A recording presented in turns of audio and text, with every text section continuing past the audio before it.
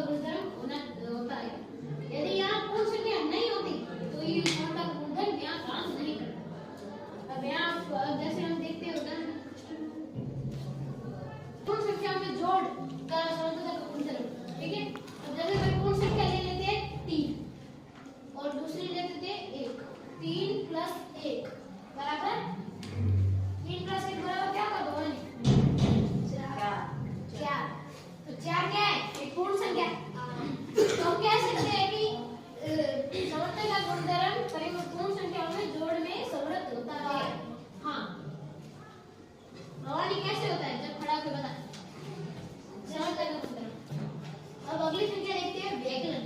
व्यकलन में घटाओ बाकी कोई भी पूर्ण संख्या ले लो, जैसे -2 पूर्ण संख्या 2 और 5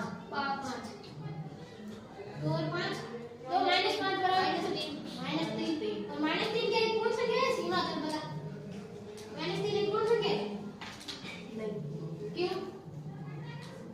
क्योंकि हमने पढ़ा है कि 0 से शुरू होने वाली सारी संख्या पूर्ण संख्या कहलाती है और -3 0 से पहले तो -3 पूर्ण संख्या नहीं होती। इसलिए हम कह सकते हैं कि समता का